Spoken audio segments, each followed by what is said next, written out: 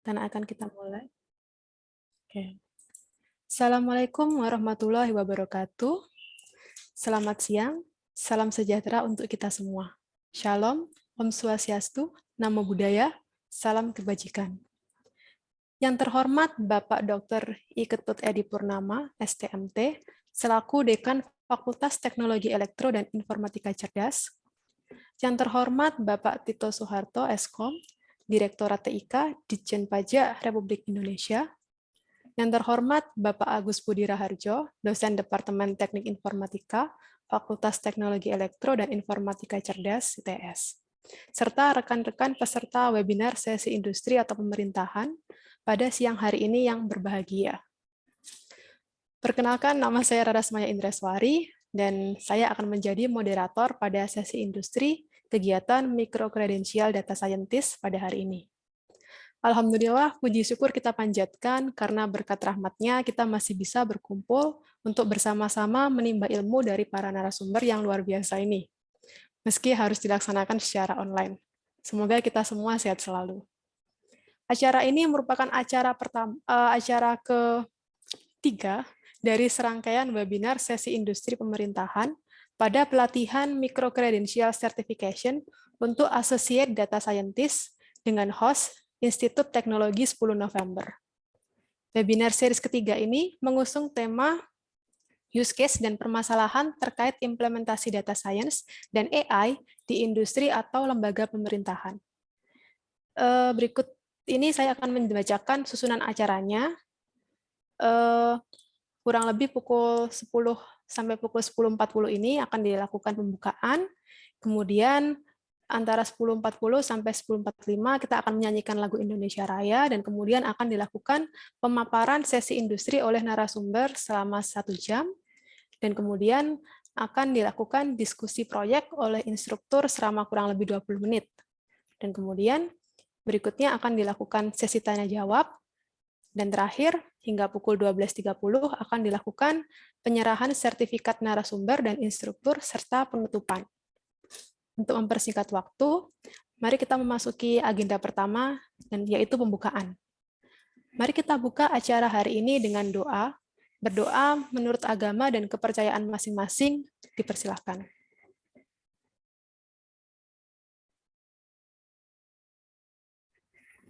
Berdoa selesai.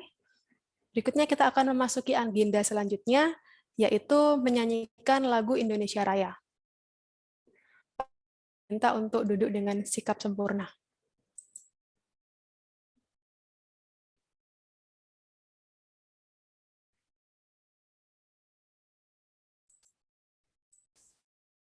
Minta tolong Mas Asisten untuk lagu Indonesia Rayanya.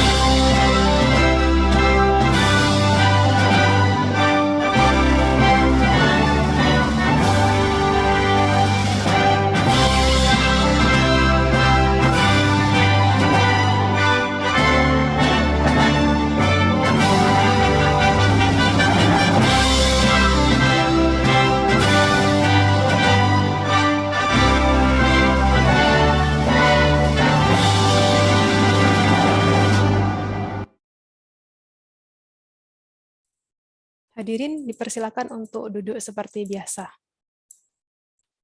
Selanjutnya kita akan memasuki acara inti, yaitu pemaparan narasumber Bapak Tito Soeharto dengan topik pajak dalam perspektif AI dan data science. Sebelumnya saya akan membacakan terlebih dahulu profil beliau. Nama lengkap beliau adalah Bapak Tito Soeharto, Eskom, dengan tanggal lahir 6 September 1985.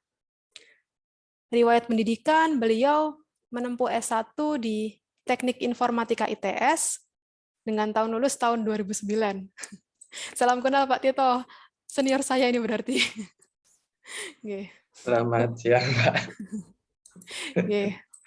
Oke, untuk pengalaman pekerjaan pada tahun 2009 hingga tahun 2010, beliau merupakan junior engineer di Chevron Indonesia Company. Dan pada tahun 2010 hingga sekarang, beliau merupakan perumus bahan pengelolaan jaringan komunikasi data Direktorat TIK, Kementerian Keuangan, Direktorat Jenderal Pajak Republik Indonesia. Pada tahun 2020, beliau mendapat sertifikasi terkait pelatihan internal audit sistem manajemen keamanan informasi yang diselenggarakan oleh Sinesis.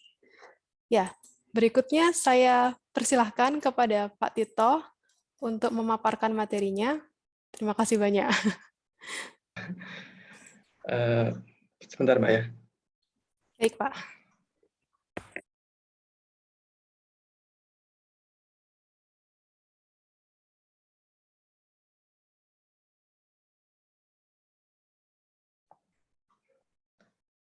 Oke, selamat siang peserta mahasiswa.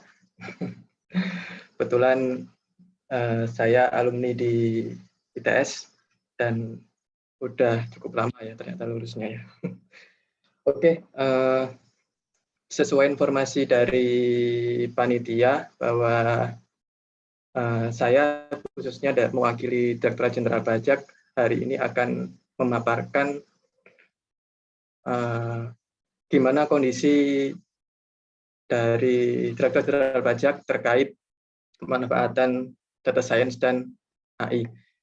Jadi saya disclaimer sekarang bahwa saya akan menjelaskan secara permasalahan apa, kemudian awal mula bahwa saya sebagai perwakilan DJP tidak bisa memberikan dataset secara langsung ya, karena terkait private dan privilege dari data. Untuk mahasiswa yang mau mendapatkan dataset bisa mungkin bersurat langsung dari kampus yang bersangkutan ke Direktorat Jenderal Pajak. Jadi nanti akan ditanggapi secara serius dan akan langsung ditanggapi dan dikasih. Kalau saya memberikan secara langsung saat ini, nanti takutnya ada hal-hal yang tidak diinginkan ya, karena terkait dengan data wajib pajak. Terus saya di sini akan menjelaskan secara umum bahwa pajak kondisi sekarang itu bagaimana, kemudian langkah-langkah apa yang dilakukan oleh DJP terkait permasalahan-permasalahan yang dihadapi, relate ke data science, bahwa pemanfaatan data science ini harus maksimal di DJP karena menjadi krusial sekali karena terkait dengan data-data perpajakan, gitu kan. Oke, saya langsung share screen aja mungkin. Sebentar.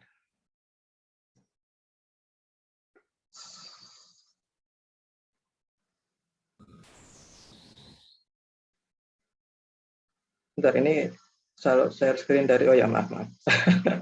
Kadang-kadang saya kurang familiar dengan Zoom.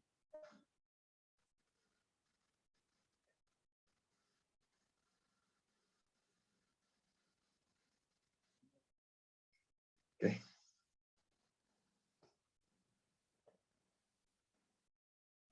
Baik, mungkin langsung aja saya jelaskan dan saya kasih nanti jika mahasiswa membutuhkan contoh, jadi di screen di slide ini contohnya tidak banyak karena ya sekali lagi saya sedikit berhati-hati dengan menampilkan data pajak ya. Jadi nanti ini adalah pajak dalam perspektif AI dan data science. Nah, pajak ini kondisi sekarang itu adalah instansi yang paling sorot ya dalam hal apapun sih menurutku, karena definisi pajak sendiri itu juga udah definisi memaksa gitu kan. Jadi setiap orang yang punya kemampuan ekonomis otomatis mereka akan dipotong perpajakannya. Nah, setiap itu akan memiliki nomor khusus yang berupa NPWP. Nah, dulu sebelum masuk ke era AI dan data science, itu data-data pajak itu sangat-sangat banyak dan kompleks dan tidak tahu mau dipakai apa. Jadi data itu banyak, ada yang data itu terutama pasti statis ya, dan akhirnya karena belum ada teknologi yang mumpuni waktu, bahkan kita di pada saat itu bisa dibilang kacau ya. Jadi belum maksimal, terus verifikasinya belum maksimal, belum jalan juga lah. Masuki tahun 2007 itu ada reformasi itu dimulai dengan adanya aplikasi ASI-DJP. Jadi aplikasi itu diharapkan bisa mengatasi masalah-masalah data-data yang selama ini ada, kan? Nanti nggak stabil ya. Oke, jadi 2007 kita berbenah, mulai sumber daya manusia, mulai pengelolaan data, mulai teknologi informasinya, kemudian pembentukan divisi, pembentukan direktorat teknologi informasi, kemudian merapikan data-data yang udah ada, dan digitalisasi mulai jalan. Nah, selama itu ternyata problem kita itu nggak hanya seperti itu. Jadi data yang masuk ke kami itu pemanfaatannya kayak gimana biar powerful, gimana biar bisa menjadi senjata pemerintah untuk upaya-upaya supaya wajib pajak menjadi semakin patuh, itu masih belum maksimal. Itu fungsinya secara umum seperti ini: kebijakan, pelaksanaan perpajakan, penyusunan norma, pemberian bimbingan teknis, dan pelaksanaan administrasi DJP. Jadi DJP itu adalah lembaga yang menjalankan aturan-aturan yang ditetapkan oleh pemerintah. Jadi kita membuat aturan, tapi pemerintah yang menetapkan aturan undang-undang, kemudian kita yang menjalankan aturan-aturan perpajakan. Nah, kita masih bicara secara umum ya tentang DJP. Nah, kemudian kita masuk ke pemanfaatan data. Nah, ekonomis pernah bilang bahwa data itu adalah resource yang paling bernilai. Jadi sekitar mulai, kalau bisa dibilang ini, era-era data itu mulai 2010 ya mungkin ya, sampai sekarang. Jadi secara umum data itu kan in one picture seperti ini. Jadi proses-proses ini itu di Direktorat Jenderal Pajak itu belum maksimal. Jadi cuma menjalankan satu task, kemudian keluar task yang lain, tidak berkorelasi dengan yang lain. Jadi akhirnya ada pendobelan data, kemudian wajib pajak itu yang bermasalah itu ditagih 2 kali. Nah, seperti itu akhirnya bikin reputasi DJP sedikit gitu kan. Nah, mulai tahun 2017, nah itu tepatnya kita mulai serius mengaplikasikan data science di Direktorat Jenderal Pajak. Jadi secara literally kan sebenarnya itu data science juga. Jadi dalam proses enterprise itu ya, proses AI itu ya ternyata di sana ada proses data science gitu kan. Oke, nah ini sedikit penerimaan, sedikit pengambaran penerimaan data science, penerimaan pajak sampai tahun ini per bulan Oktober. Nah, ini itu adalah contoh pemanfaatan data science tapi belum maksimal. Jadi kita cuma menampilkan grafik-grafik, kemudian mana yang daerah-daerah yang patuh, mana daerah yang tidak, yang nggak patuh nanti di eskalasi menjadi apa, gitu kan. Nah, ini contoh bahwa di sini ada pencapaian-pencapaian yang secara nasional ini mana yang terpenuhi, mana yang tidak terpenuhi. Sini juga sedikit sedikit hal yang bisa dimanfaatkan dari data-data. Mencapai data seperti ini itu prosesnya kan kompleks ya. Jadi tapi DJP masih merasa ini belum maksimal gitu kan. Masa kita cuma nampilin gini doang, itu gimana nantinya agar ini bisa menjadi lebih mengena gitu kan, terutama di ada perpajakan masalah ekstensifikasi dan sebagainya, terutama untuk meluaskan nanti biar kita bisa merangkul orang-orang itu sebanyak mungkin. Tadi yang wajib yang harusnya bayar pajak itu juga harusnya bayar pajak, nggak ada yang mengemplang dan sebagainya gitu kan.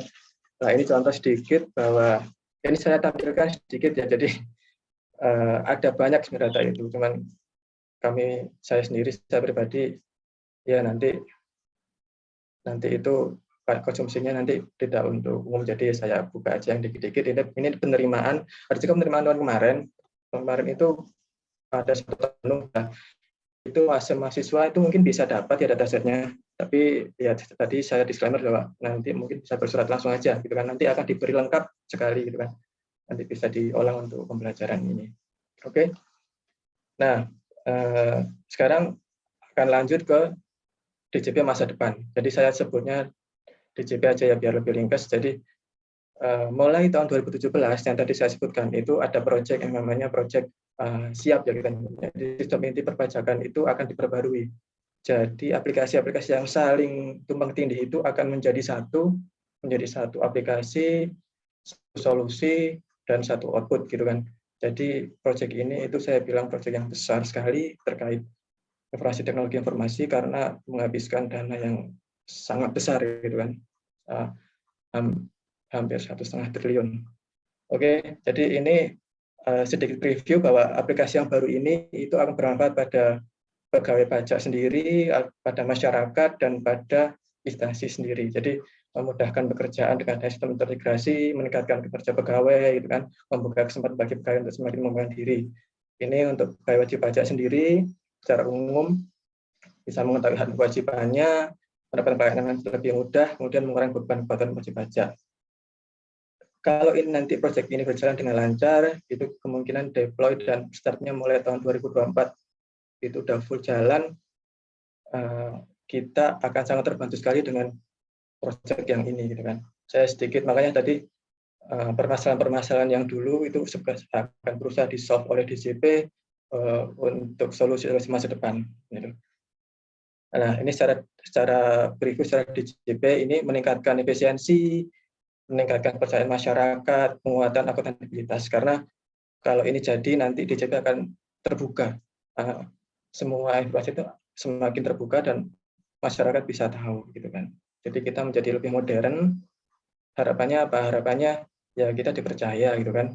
Kemudian tax ratio menjadi lebih baik gitu kan. Nah, latar belakangnya kenapa sih harus seperti ini gitu kan? Kenapa DJP perlu proyek yang sangat besar ini untuk segera dieksekusi?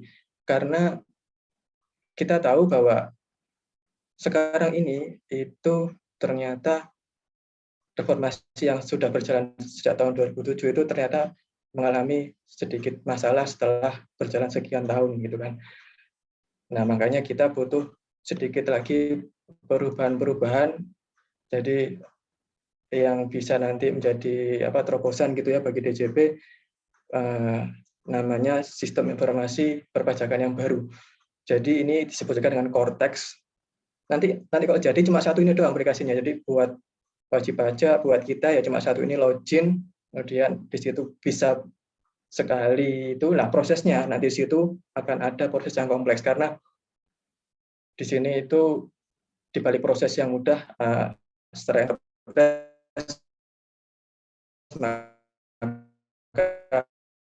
pasti bagiannya pembaruan ini itu ada proses bisnisnya, basis datanya, teknologi informasinya, hardware-nya, software solution-nya itu semua jadi satu. Jadi kita bikin server khusus buat aplikasi ini. Kemudian kita juga bikin proses bisnis yang baru. Kemudian kita bikin merancang database yang baru demi terciptanya aplikasi seperti ini. Ruang lingkupnya itu mencakup banyak proses gitu kan. Nah, proses-proses ini nanti itu cuma menjadi satu output. Makanya nanti ini benar-benar proses project yang sangat besar gitu kan. Pendaftaran, pembayaran, pengolahan SPT, layanan knowledge management, pertukaran informasi, business intelligence, pengawasan penilaian, pemeriksaan, intelijen perpajakan, kepatuhan banding, semua dalam satu aplikasi. Nah, business direction-nya kayak gimana? Nah, ini kan aplikasi modern DJP ini itu punya 10 business direction. Jadi 10 arah bisnis yang kedepannya seperti apa. Jadi streamline proses, kemudian customer centric approach, kemudian open dan integrated system, data knowledge driven, digitize otomatis proses. Nah, proses data and knowledge driven sama digitize ini itu lekat dengan data science, enterprise-wide, kemudian prudent and accountable, risk-based compliance approach, omnichannels, dan centralized by capabilities. Nah, proses bisnis ini itu akan menggunakan standar yang dilakukan negara-negara maju. Nah, sebelum ini diputuskan, dulu kita punya 3 opsi. Pertama, bikin sendiri yang baru, benar-benar baru, negara maju, pakai sistem COTS itu kan. Jadi kita mengaplikasikan dari sistem bisnis yang sudah ada, kemudian disesuaikan dengan kondisi di Indonesia. Kemudian menggunakan sistem yang sudah lama. Nah, DJP memilih untuk menggunakan aplikasi yang baru, good practice-nya memakai standar internasional. Nah, jadi akhirnya karena kita sudah survei, kemudian pakai metode-metode TADAT ini, bahwa masih ada kekurangan gitu kan, akhirnya kita butuh kekurangan itu kita butuh lakukan untuk mengurangi, dan akhirnya harapannya bisa nanti bisa berkurang. Jadi akhirnya bisa menjadi proyek yang berhasil gitu kan. Nah, ini itu adalah standar yang dipakai untuk penilaian, salah satunya yaitu pakai standar TADAT, yaitu panduan menyediakan objektif terhadap tingkat kesehatan komponen utama gitu kan. Jadi berdasarkan itu ada 9 outcomes areanya, yaitu integrity, effective, supporting, timely, filling, timely payment, accurate reporting, effective tax dispute resolution, effective revenue, dan accountability. Jadi kita selalu bilang bahwa proyek ini jika selesai maka akan lebih accountability-nya lebih bagus dan lebih transparan. Gitu. Nah, ini secara umum. Jadi kenapa saya bilang satu aplikasi untuk semuanya? Karena semua taxpayer, non-taxpayer, third party, vendor, dan sebagainya itu bisa terhubung langsung kayak ini ya. Ini kemudian contoh in taxpayer. Di sini dia bisa membayar, taxpayer ini masuk ke dalam data consolidation, kemudian ada analytics, kemudian data yang dibayarkan itu kemudian akan diproses lagi, apakah bermasalah ataukah tidak bermasalah. Jika bermasalah akan masuk ke layer mana gitu kan. Kemudian itu kompleksitasnya mungkin seperti itu. Jadi nanti outputnya, jadi andaikan kita andaikan pengusaha kemudian bayar gitu kan, entah PPN, entah PPH gitu kan, dibayar di situ. Nah, setelah itu kita bayarkan sesuai dengan kita ya, karena self assessment kan, masuk ke sistem menganalisis gitu kan, data itu akan dianalisis. Oh, ternyata ini sudah benar. Kalau sudah benar, maka muncul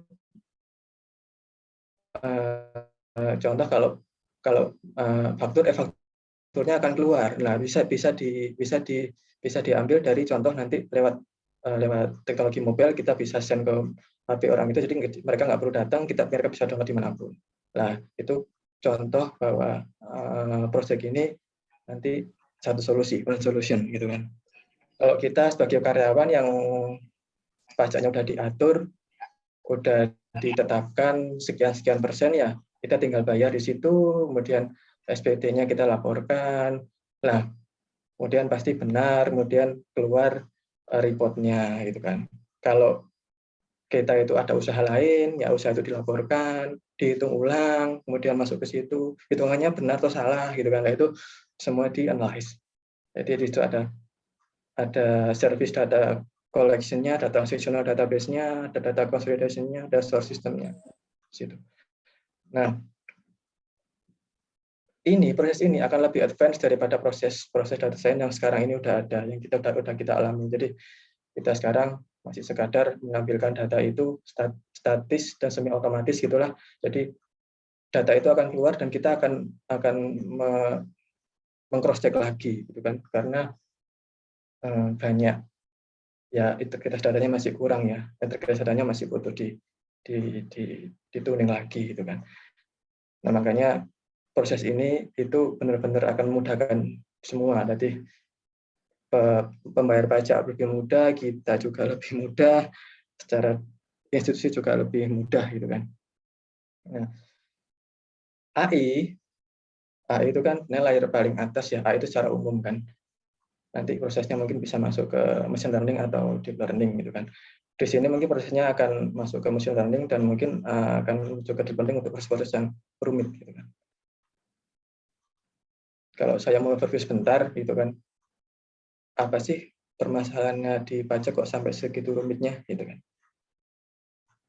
Di DJP itu, di pajak itu, kita memanage satu WP itu bisa dibilang butuh effort yang sangat besar. Jadi banyak karakter manusia. Jadi kita berurusan dengan manusia ya. Kalau kita berurusan dengan manusia itu pasti kita harus lebih bisa mengeffort, karena manusia ya punya karakter masing-masing gitu kan. WP kadang-kadang tuh kalau sudah bayar itu kadang-kadang ya masih ada itu kan yang dikata-katain gitu kan, gitu. Karena masalah-masalah yang kecil gitu kan. Nah, harapannya kita dari sisi teknologi informasi ini, proses ini itu adalah bukti kita serius bahwa ya DJP itu tidak hanya kayak gini-gini aja gitu loh. DJP udah reformasi perpajakan mulai 2007, kita udah 2021, udah hampir 20 tahun. Kita ingin menjadi institusi yang modern, benar-benar modern. Kita nggak hanya bicara sekarang, kita bicara masa depan, kita menjawab tantangan eranya AI dan teman-temannya itu kan, AI dan data science dan macam-macam gitu kan. Nah, kemarin itu proses dari ini itu udah sampai proses setengah. Jadi 2017 sudah jalan, 2021 ini udah hampir setengah proses. Nah, jadi kemarin itu di data center DJP itu dialokasikan sepertiga sendiri dari luas lokasi itu untuk khusus memasang data terbaru terkait proyek yang ini, proyek Pesiap ini. Jadi di sini contoh ya, ini contoh di sini proses bisnis yang data consolidation ini.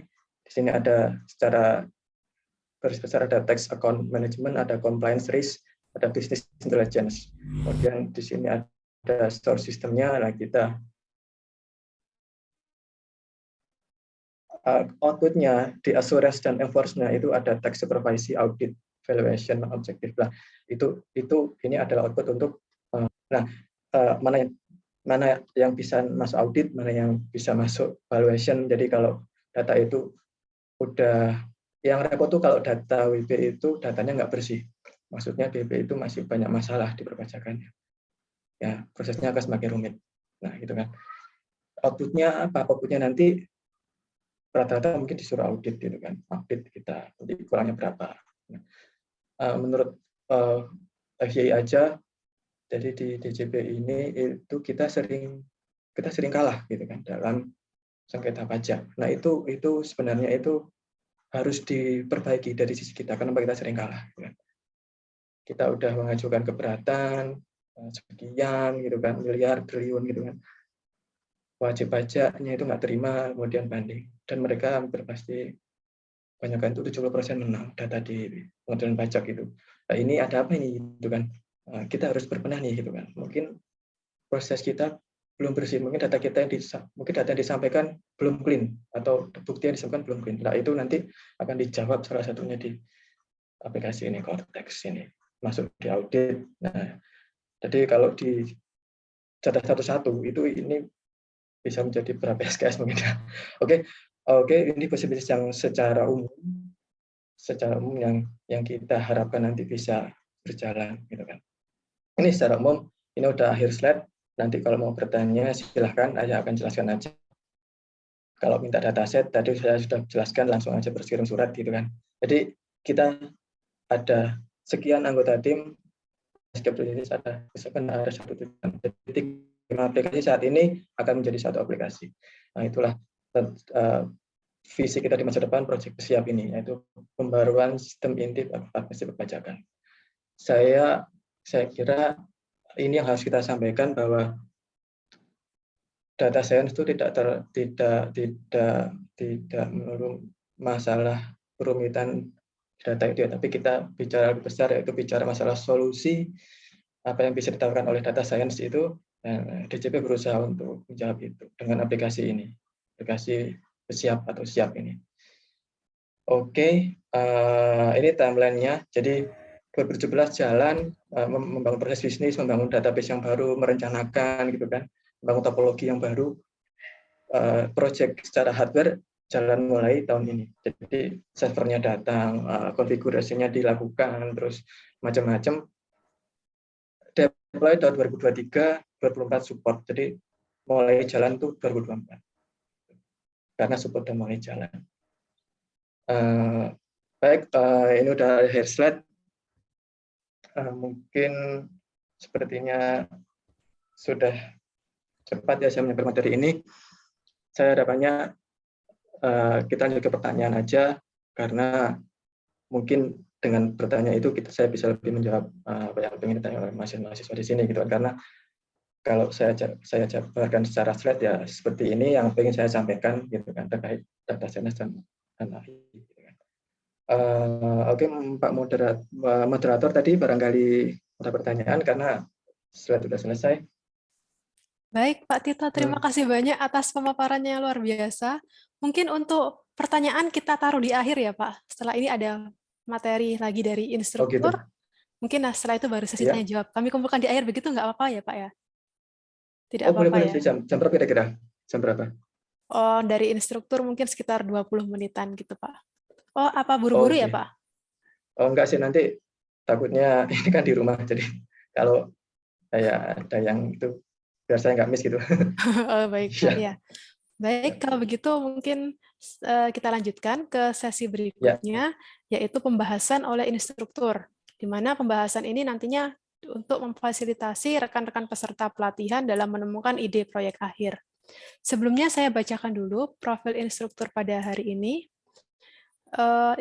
Untuk instruktur pada sesi industri atau pemerintahan hari ini akan dibawakan oleh Bapak Dr. Agus Budi Raharjo, di mana beliau adalah dosen Teknik Informatika ITS. Untuk pendidikannya, beliau lulusan dari Teknik Informatika ITS untuk S1-nya, kemudian S2-nya beliau menempuh fast track dan double degree ITS dengan Univ Aix-Marseille, Prancis. Mohon maaf Pak kalau saya ada kesalahan bacanya. Dan juga S3-nya di Universitas Aix-Marseille juga. Riwayat pengalaman pekerjaannya adalah pada tahun 2015 hingga sekarang beliau adalah co-founder PT Profio Teknova Indonesia, dan kemudian pada tahun 2017 hingga tahun 2019 beliau dosen kontrak di Univ Aix-Marseille, dan kemudian pada tahun 2020 hingga sekarang beliau adalah dosen Teknik Informatika ITS. Riwayat pelatihan beliau adalah pada tahun 2020 beliau menyelesaikan pelatihan Data Science Fresh Graduate Academy dari Kominfo. Kemudian pada tahun 2021 beliau adalah mentor dari Bangkit Academy. Pada tahun 2021 beliau juga mengikuti pelatihan Amazon Web Service Cloud Practitioner dan juga mengikuti pelatihan Data Scientist sebagai instruktur dari Kominfo, dan juga mengikuti pelatihan dari Kominfo untuk pemanfaatan TIK dan pengenalan kecerdasan artifisial. Wah, banyak sekali pengalamannya beliau ini. Untuk mempersingkat waktu, mungkin langsung saya persilahkan ya kepada instrukturnya, kepada Pak Agus Budi Raharjo, kami persilahkan. Ya, terima kasih banyak Bu Raras. Ini salam kenal Pak Tito, saya adik kelas. Saya baru masuk 2009 Pak Tito. Salam kenal. Saya baru masuk 2011. Nah, tidak terlalu jauh ternyata kita. Ya, ya di sini saya izin untuk berbagi apa yang sudah mungkin didiskusikan selama pelatihan ini dalam konteks data science. Lalu specifically pada studi kasus yang ada di perpajakan ini.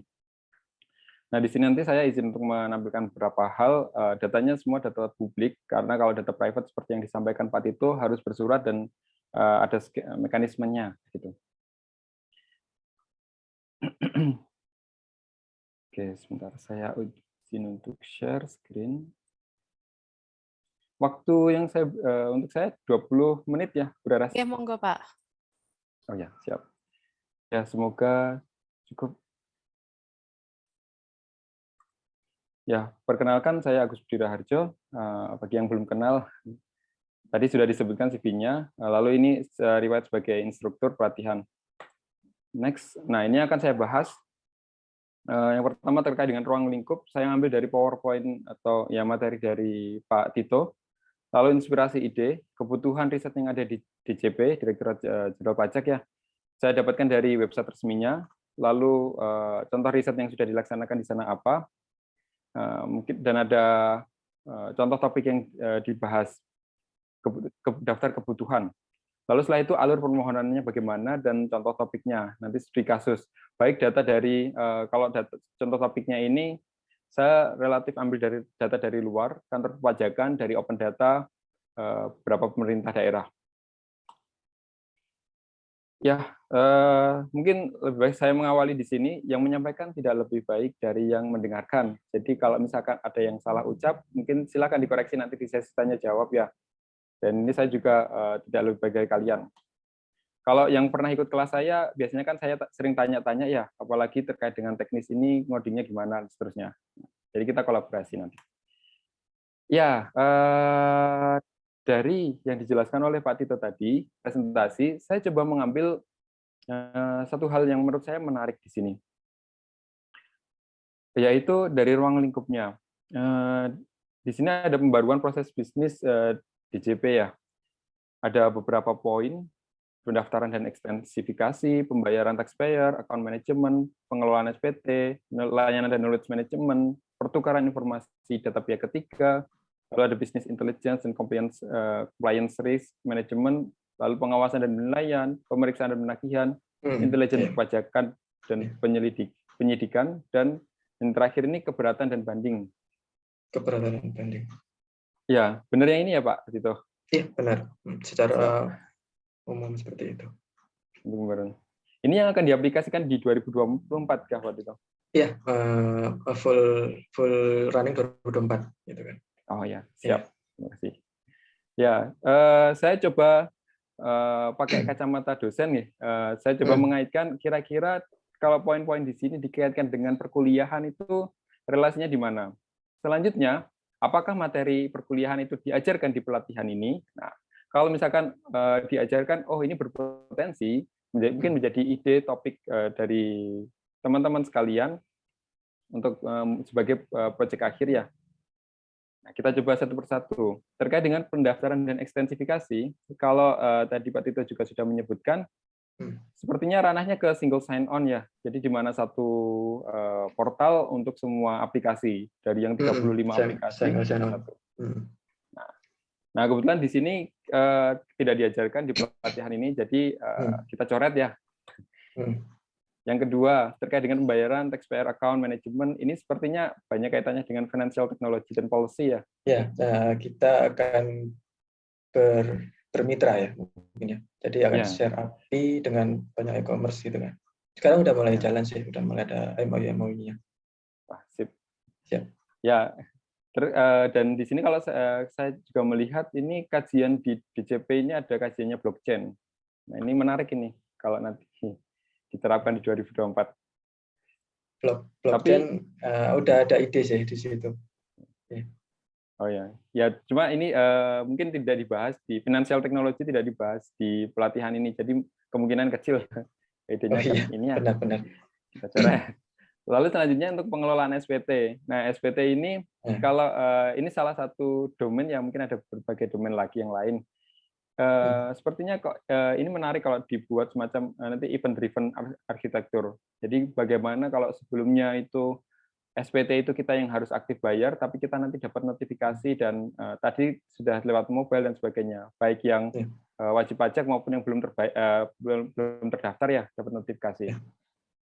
Nah ini akan seru sekali. Ini teman-teman penting nih belajar event driven arsitektur. Cuma tidak diajarkan di sini. Nah, ini yang diajarkan. Biasanya yang layanan dan knowledge management. Ini kayak domainnya itu biasanya di domain knowledge management. Nah, apakah hanya di sini? Ya, apakah hanya di sini saja? Ada beberapa subdomain. Jadi ada knowledge acquisition. Nah, ini diajarkan kan kalian di pertemuan pertama, business understanding. Bagaimana kalian knowledge acquisition, terus di data understanding juga. Lalu ada case-based reasoning system. Nah, well ini agak lebih tinggi dan mungkin nanti di akhir semoga termention. Tapi kalau misalkan mau belajar sendiri juga bisa case-based reasoning systemnya. Lalu database-nya, pengelolaan datanya, lalu decision support systemnya. Nah ini sistem cerdas kalian belajar di sini. Jadi kemungkinan besar ketika mengajukan permohonan mungkin data yang ada relasinya dengan knowledge management di kantor pajak, ini ada kaitannya dengan topik yang bisa jadikan proyek akhir. Lalu expert system ini juga memungkinkan sebagai expert systemnya. Mohon maaf sebentar.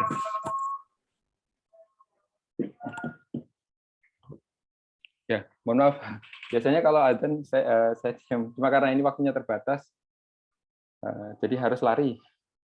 Lalu information repositories. Nah, ini yang menarik karena di data understanding kalian sudah atau tools yang digunakan kalian sudah diajari pakai Git. Nah, Git ini termasuk information repositories dan ini bisa jadi media baik secara pengembangan selain Drive seperti Google Drive Storage Management, juga ada repository yang update untuk pengembangan yang sustain. Nah, selanjutnya pertukaran informasi database ketiga sebenarnya juga masih domainnya di knowledge management. Namun saya menarik untuk menambahkan satu hal lagi yaitu GDPR. Di Indonesia juga ini kebijakan di Uni Eropa, tapi di Indonesia juga sudah ada, walaupun mungkin ada perbedaan ya. Ini anjir 4 giga 10.000 Telkomsel mah. Terkait dengan GDPR. Ya ada yang bocor ya. Ya terkait dengan GDPR ini kaitannya kalau saya tanya mahasiswa S2 saya yang di Kementerian Keuangan itu kebijakan semua financial technology kan sudah servernya harus di Indonesia. Jadi itu salah satunya. Lalu non-disclosure agreement-nya harus sangat jelas sekali karena hari ini sangat ramai data bocor, data yang ke-hack, dan sebagainya. Selanjutnya di business intelligence dan compliance risk management, ini juga bisa, kalian juga bisa menyasar di sini, di business intelligence, IT governance, untuk visualisasi dan sebagainya, dashboard monitoring-nya, bisa dari sini. Lalu pengawasan dan penilaian, ini saya ambil salah satu contoh saja kasus, misalkan tax fraud detection. Nah ini juga konteks yang dipelajari ya untuk kalian. Jadi bisa di ini ada kemungkinan untuk riset di sini. Untuk pemeriksaan dan penagihan, kalau yang saya baca dari referensi itu termasuk pemeriksaan dokumen SPT, dokumen ada banyak singkatannya Pak gitu, BKK apa SPK dan sebagainya. Dan harapannya kan mungkin bisa terbaca otomatis oleh sistem ya, mungkin ke depannya. Iya, ke depannya. Ya, jadi walaupun, nah ini ranahnya text mining. Di mana kalian pelajari, barusan tadi di sesi ke-9 ada natural language processing, ya. Di situ ada entity relation, ini extraction, lalu ada text classification, dan seterusnya. Ini Bu Raras ini masternya. Next, ada digital forensik yang terkait dengan intelijen perpajakan. Sepertinya ada menyedihkan ini erat sama perkuliahan digital forensik terkait dengan penelusuran data kembali, penelusuran data yang ya kaitannya dengan log dan sekuritas networknya dan sebagainya. Nah, sayang sekali ini tidak diajarkan, jadi mungkin kecil kemungkinannya. Dan yang terakhir, ini untuk keberatan dan banding. Sebenarnya ini ada ranahnya text mining juga, bagaimana kita memining dokumen policy yang banyak halamannya, mendapatkan ekstraksi topik-topiknya. Namun secara umum ini saya kelompokkan di manajemen information system, karena ini biasanya konteksnya bukan hanya di teknis saja, tapi juga policy, lalu dan kelengkapan. Seperti yang tadi Pak Tito menjelaskan bahwa dokumennya kan ini harus terintegrasi biar tidak ada yang bolong lagi. Jadi nanti ketika ada banding, kita punya ada dasar yang kuat alurnya. Itu ruang lingkupnya, baru slide pertama ya. Yang kedua, inspirasi ide. Nah, ini saya dapatkan inspirasi ide ini kebutuhan riset DJP dari erisetpajak.go.id. Kalau kalian mengunjungi situs ini, nanti di bawah ada kebutuhan risetnya, lalu di direktorat TIK, mungkin direktoratnya Pak Tito ini ya, ada kebutuhan yang didaftar. Ada 8, ini ada banyak, ini halaman pertama, analisis user experience. User experience ini mungkin lebih ke development, kajian dampak faktor. Nah, ini bisa kalian jadikan sebagai fokus. Misalkan analisis faktor dampak faktor terhadap kepatuhan, apakah berbanding lurus, terbalik, diukur pakai korelasi, lalu diukur dengan mungkin cara-cara yang lain gitu. Atau dampak ini penerimaan pajak. Ini juga sama. Nanti alurnya apakah penerimaan pajaknya berbanding lurus? Berbanding lurusnya itu apakah mungkin regresinya linear atau non linear? Nah, itu nanti yang menarik untuk dikulik, untuk dipelajari lebih lanjut. Yang selanjutnya penerapan blockchain. Nah, ini kalau mungkin blockchain ini tidak diajarkan ya di pelatihan ini, tapi penting untuk mahasiswa mempelajari ini. Saya dapat bisikan dari di sisi perusahaan nasional itu kebutuhannya kan banyak. Dan SDM-nya masih sangat sedikit sekali di Indonesia. Lalu penerapan digital wallet, ini mungkin fintech, financial technology, sepertinya di luar domain pelatihan ini. Dan yang terakhir, ini domain kita, artificial intelligence, oleh otoritas perpajakan. Nah, ini erat kaitannya nanti. Dan ini yang lain, ada sampai 15 ya, kepuasan pengguna layanan, ini juga bisa di ranah kita. Terus ada dampak penyedia jasa aplikasi perpajakan. Nah, ini kan semua ranah kita ya, jadi menghitung antara korelasi dan causation, correlation and causation ya, apakah ini hanya sekedar korelasi, satu apakah ini hanya korelasinya saja, ada korelasinya, terus apakah ini korelasinya positif negatif, lalu apakah ini hanya korelasi saja atau menjadi penyebab. Ini topik-topik yang bisa dijadikan ide. Lalu kajian biaya kepatuhan, nah, penerapan digitalisasi perpajakan, penelusuran text mining, nah, dan pengaruh digitalisasi dan segmentasi. Ini domainnya banyak sekali ya. Jadi kalau kalian mungkin ambil di sini, terus fokus dan kira hasilnya lumayan menjanjikan, nanti dipinang oleh Pak Tito dan tim. Ini contoh aktivitas riset lain yang sudah pernah dilaksanakan. Jadi di eriset ini menyediakan portal. Tadi Pak Tito menyebutkan bersurat langsung agar mendapatkan data yang reliable, terpercaya ya, dengan berbagai alur ya. Nah, ini adalah contoh-contoh riset yang sudah pernah dilakukan. Nggak usah minder ya, ini tesis, skripsi dan sebagainya. Kalian kan bareng-bareng, jadi powernya juga lebih banyak. Dan kalian sudah belajar di sini juga. Ini saya dapatkan datanya dari eriset. Contohnya implementasi ini dan sebanyak hal. Nanti coba saya ambil salah satu saja. Nah. Untuk yang lain, nah selanjutnya kalau kita tahu, oh ya untuk yang riset tadi, yang lain, kalau tertarik, ini ada banyak. Dan ini kalau kita kelompokkan rumputnya di bagian teknologi informasi saja ada 60. Nah, bisa dilihat topik-topiknya. Ini open data public. Jadi kalian bisa kira-kira mendapatkan ide judulnya dari sini. Ini mungkin data yang support diminta ya mungkin ya. Dulu ya, terus kemudian dijadikan ini tesis. Nanti ya. kalau mau bersurat ke Direktorat P2 Humas ya. Jadi dia yang mengelola data itu. Oh ya. Apa yang punya autorisasi untuk mempublish. Tapi data sebenarnya punya DJP. Oh ya. Ini ya Pak dari P2 Humas. Kalau saya lihat di bawah di sini. Maaf.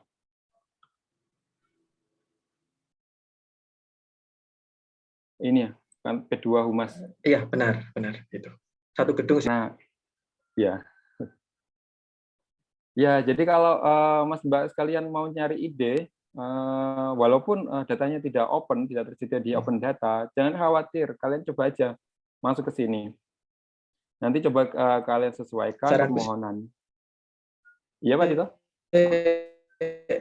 Dibutuhkan apa aja, kemudian di list, nah gitu aja. Nanti yang dibutuhkan apa aja nanti di list, diminta yang apa aja. Nanti terkait di approve atau unapprove itu nanti urusan Pedomas lah, gitu kan. Soalnya biasanya mereka juga pivoter lagi, kan. Oh ini nggak bisa, ini bisa. Tapi kalau untuk keperluan ini hampir pasti dilulusin deh semuanya untuk keperluan riset ini.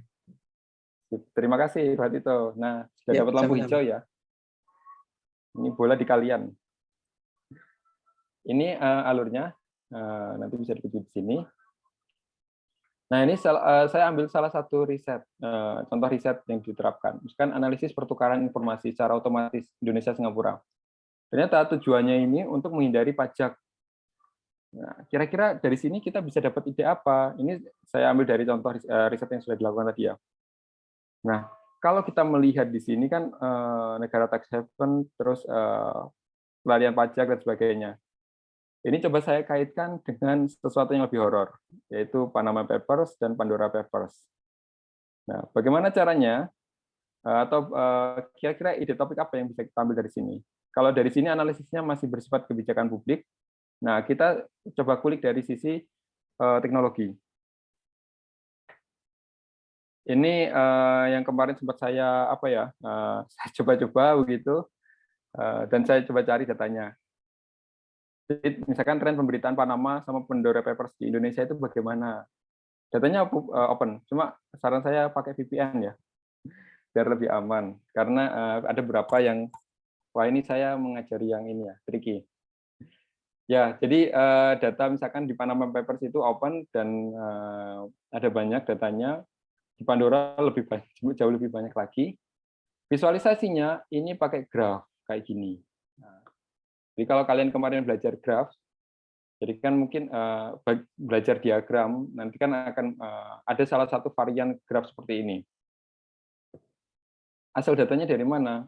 Ini analisisnya, ada source code Python-nya juga, mungkin kalau misalkan mau diikutin.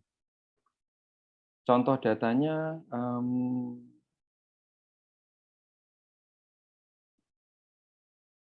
ya yang di Panama Paper, saya izin stop share sebentar.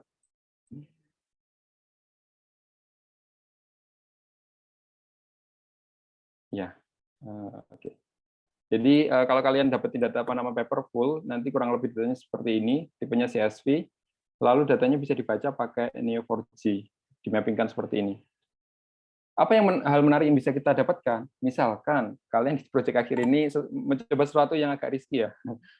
Identifikasi officer pengelola Panama Papers di Indonesia, atau relasi antar individual yang terdaftar. Misalkan Erick Thohir dengan Pak Sandiaga Uno. Nah, ini officernya apakah sama atau tidak? Nah, coba kalian bisa analisis visualisasi, hitung relasinya dan sebagainya. Tapi disclaimer, saya tidak menyarankan, maksudnya saya tidak mengajak, cuma ini sebagai gambaran saja, karena ini ranah yang agak bahaya ini. Lalu yang kedua, ini yang lebih soft dan lebih simpel. Realisasi pajak daerah terhadap anggaran pajak daerah di Kota Cirebon. Kebetulan datanya open. Kalian coba keyword-nya, kalau misalkan kalian coba open data pajak, salah satunya ada Kota Cirebon. Di Jawa Barat juga ada datanya, kurang lebih informasinya juga seperti ini. Namun saya ambil data yang dari Cirebon karena dari 2016 ada datanya. Kayaknya Jawa Barat juga ada deh. Ini salah satu contohnya. Nah, apa yang bisa kita lakukan dari sini? Contohnya satu file isinya seperti ini. Nah, yang bisa kita lakukan, kita coba analisis. Misalkan estimasi anggaran 2022, rekomendasi dari sistem itu berapa? Jadi yang menentukan anggaran sistem, bukan kita. Walaupun mungkin ini datanya agregat ya, artinya data ini bisa jadi praktek bagi kalian. Tapi untuk ranah proses bisnis resmi yang level ini di pemerintahan ini tidak cukup bagus dan kurang karena data agregat. Jadi mungkin kalau misalkan kalian mau bersurat tadi, misalkan data fokus di pajak hotel begitu, tahun sekian sampai sekian, mungkin ada rinciannya. Nah itu semakin rinci datanya, semakin bagus untuk ini olahannya. Nah, misalkan ini 2016, 2017, 18, 19, estimasi anggaran 2022 bagaimana? Atau analisis dampak realisasi pajak pada masa pandemi. Kita lihat apakah 2020 dan 2021 realisasinya lebih kecil daripada anggarannya. Nah, kalau seperti itu kan mungkin berarti ada korelasinya dengan pandemi. Nah, pertanyaan selanjutnya, apakah memang berkorelasi atau apakah itu hanya berkorelasi saja atau itu penyebabnya? Maksudnya pandemi menyebabkan itu. Bisa jadi kan mungkin jawaban A dan jawaban B benar tapi tidak saling berkaitan. Jadi ada pandemi, ada penurunan realisasi pajak, tapi ternyata ini enggak berkaitan.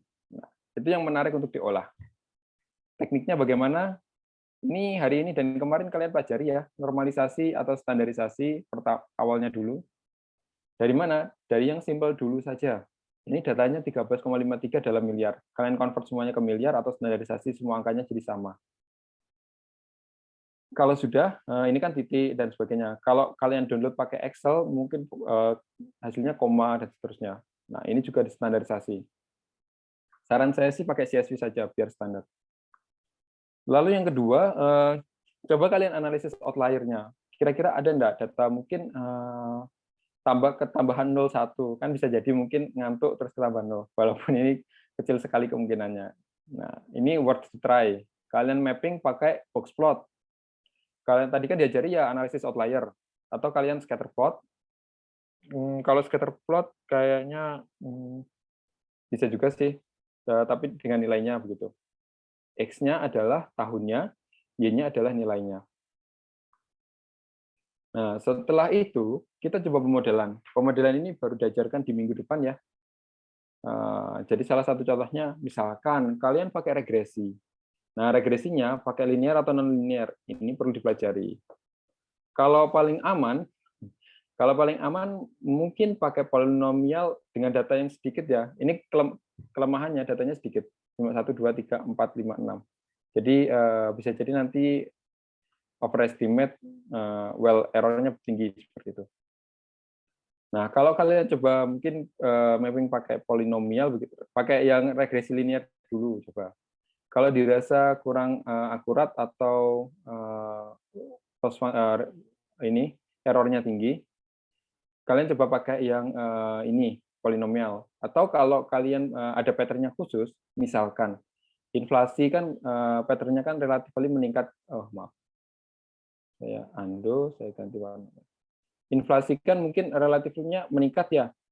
Nah, kalian mungkin pakai apa? Pakai formula matematika khusus yang non-linear. Kalau inflasinya seperti ini ya pakai rumus eksponensial gitu. Kalau yang seperti ini kita coba apakah nanti di akhir kita mungkin di akhir jadi seperti ini. Nah, ini kalau seperti ini jadi pakai sigmoid. Tapi kayaknya kecil kemungkinannya yang setengah ke atas ini. Jadi yang seperti ini. Mungkin paling simpel pakai polinomial order 2 atau order 3 maksimal biar enggak overestimate. Well, itu contoh ini pengolahan datanya. Kalau yang di sini. Selanjutnya, ini ada yang menarik, namun dari sisi data acquisition-nya ini agak ini challenging. Yaitu tadi disampaikan Pak Tito bahwa data bahwa kita ngurusi berbagai manusia dengan karakternya ya, terus wajib pajak dan sebagainya. Ngurusi satu orang saja ribetnya seperti itu, apalagi se-Indonesia. Nah, mungkin kita bisa menganalisis karena ketika kita bayar pajak dan sebagainya kan arahnya di kantor pelayanan Pratama, KPP, kantor pelayanan pajak Pratama, ya di KPP ya biasanya. Nah, kita lihat dari review di Google-nya seperti apa. Misalkan contohnya ambil data Surabaya. Well, walaupun data ini survei ini mungkin tidak bisa jadi biasnya tinggi karena kalau bagus mungkin nggak direview, kalau jelek direview kayak gitu ya. Cuma ini worth to try untuk kalian belajar. Pakai Google Map Review, Di sini ada 4,1, 3,9, dan seterusnya. Even yang di sini, ada yang 4,4. 28 review sama 26 review, nggak terlalu banyak ya bedanya. Dan di sini ada yang 3,3. Nah, challenge-nya yang mungkin bisa bermanfaat untuk kantor pelayanan pajak adalah bagaimana kira-kira faktor apa, analisis faktor yang mempengaruhi pelayanan KPP-nya apa. Misalkan kalau kita ekstraksi keyword-nya, ekstraksi kontennya, teks tadi, kita misalkan, oh good place, ternyata tempat yang nyaman, ada AC-nya, ada ruang tunggunya, itu berpengaruh. Atau yang lain, faktor yang jelek, they never respond to our call. Oh, berarti ini yang jelek adalah sisi pelayanan dari sisi ini, customer service untuk penerimaan telepon, call service-nya. Well, ini bisa jadi sangat subjektif sekali dan bisa jadi bias. Cuma ini bisa dijadikan layanan. Oleh karena itu, sifatnya analytics. Kalau kalian belajar kemarin, ada tekniknya kan non-probability ya, convenience sampling. Kalau pakai probability atau statistic approach itu konklusif, kalau di sini lebih ke analytics. Ini kita mau pelajari, kira-kira apa yang menyebabkan ratingnya ini tinggi dan ratingnya ini rendah. Dan dari sini kita bisa ambil text mining, sentimen analisis, apakah positif negatif reviewnya. Kalian bisa ambil data Twitter juga, misalkan, atau data dari Instagram atau fanpage resminya, apakah banyak komentar jeleknya, atau sifatnya pertanyaan, netral, atau mungkin yang positif, atau ini entity annotation. Nah, kenapa saya bilang ini agak challenging di data acquisition-nya di awal? Karena ini menggunakan Google, dan link ini atau ketika kita inspect elemen ini ada semacam apa ya, semacam key atau API-nya yang berubah setiap hari. Jadi kalau kalian googling, kalau mau kalian googling tutorial di Python banyak, coba scraping Google Map review by Python misalkan. Nah, dari situ nanti akan banyak rekomendasi. Saya sudah mencoba beberapa, tapi sudah nggak reliable. Karena apa? Karena policy-nya di Google ini sangat dinamis. Jadi nggak bisa di recover secara otomatis. Sulit, ada atau sulit. Atau solusi yang kedua, kalian bisa pakai pihak ketiga, ada layanan seperti itu, yang untuk outscraper namanya, salah satunya, yang memberikan free 500 review, begitu kita ambil. Atau yang ketiga, ini yang cara saya lakukan, dan ini bisa, itu ini, kalian fokus di KPP ini cara manual sih, ya karena data preparation itu kan banyak porsi manual yang data scientist-nya. Kalian save aja page ini di lokal, lalu kalian scraping pakai Beautiful Soup, Selenium, kalian olah, dapat teksnya, diolah. Dan itu bisa jadi nanti extraction ini. Well, itu dari saya. Terima kasih banyak atas perhatiannya. Saya izin untuk stop share. Terima kasih banyak Pak Agus Budi. Lengkap sekali tadi. Sudah langsung para peserta ini dapat contoh judul-judul nih dari Pak Agus Budi. Sayang sekali kalau tidak dimanfaatkan. Benar-benar komprehensif tadi Pak. Terima kasih banyak. Baik, berdasarkan pemaparan oleh narasumber dan infrastruktur tadi, berikutnya kita lanjut ke sesi tanya jawab ya. Silakan rekan-rekan peserta dapat bertanya langsung kepada narasumber atau instruktur, atau bisa juga mengajukan pertanyaannya lewat link Google Form atau melalui chat Zoom. Baik, oke. Sebelumnya saya akan memberi kesempatan dulu, mungkin ada teman-teman yang mau bertanya langsung kepada narasumber atau instruktur. Jangan lewatkan kesempatan ini. Ayo, kalian kan sudah tinggal berapa minggu lagi ini harus mengerjakan proyek akhirnya. Apa dari kalian sudah sudah menemukan ide ya? Kalau belum, mungkin bisa tanya-tanya ke Pak Tito atau Pak Agus Budi, konsultasi terkait kira-kira idenya, gitu. Atau kalau sudah ada, ya mungkin bisa tanya-tanya juga terkait metode atau apa gitu. Silahkan.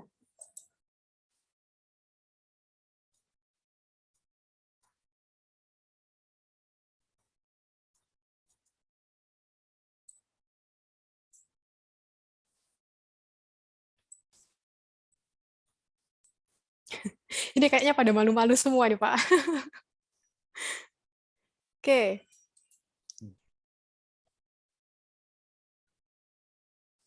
Ini sudah pada jelas semua, atau mau ngerjakan apa buat final project-nya nanti? Mungkin Kalau kalau belum, boleh saya izin tanya ke Pak Titonya, Pak. silakan, Pak. Boleh Pak. Iya Pak Tito, Iya. kalau di kantor pajak terutama mungkin apakah ada ini ya relasi dengan universitas ya? Misalkan ada ranah-ranah seperti penelitian begitu nanti yang mungkin open untuk diselesaikan di kampus begitu. Kalau yang langsung kayak lembaga resmi di bawah DJP itu sepertinya nggak ada Mas ya. Maksudnya mungkin kalau Kemenkyu dia punya LPDP yang punya apa yang riset gitu ya. Kalau DJP kayaknya nggak ada. Tapi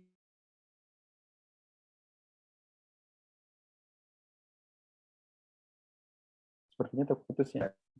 ambil master atau apa doktoral gitu kan, dia ngambil atau riset di sini, kemudian bikin di sini, data di sini diambil dari sini, kemudian dipublish, kita dikasih tahu, terus kita akhirnya terinform gitu kan.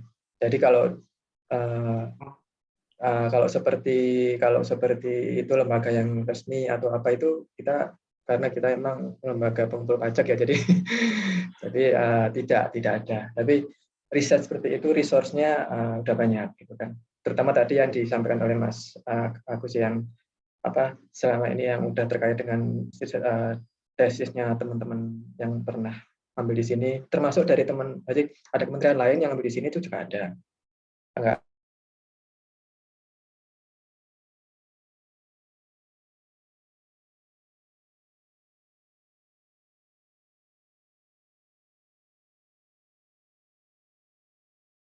Harus ada bondingnya, harus ada resminya gitu, karena kita nggak mau modus data itu kemana-mana gitu kan, karena udah banyak kasus gitu kan. Itu aja sih sebenarnya.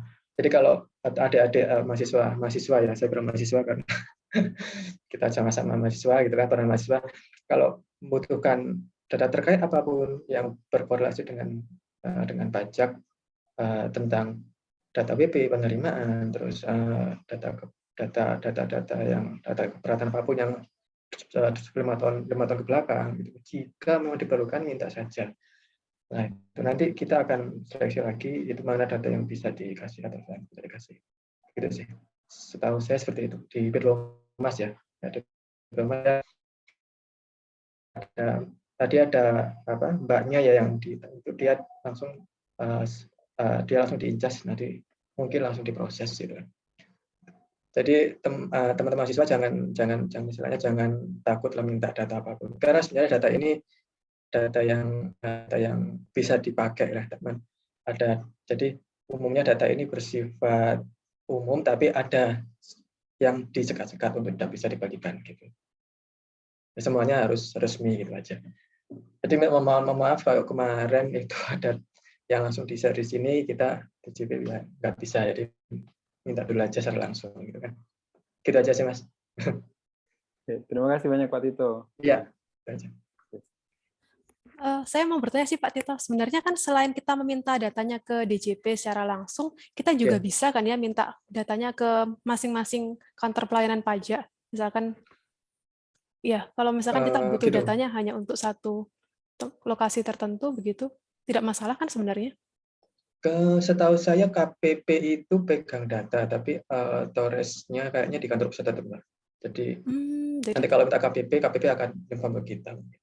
Oh gitu, jadi alurnya tetap KPP minta ke sana. Soalnya saya pernah tahu beberapa topik TA atau tesis itu datanya data pajak, tapi ya mintanya dari KPP ya. Iya, karena betul. memang untuk biar nggak lama-lama ke kita mungkin. Jadi mereka minta KPP, nanti KPP akan ngasih tahu ke kita.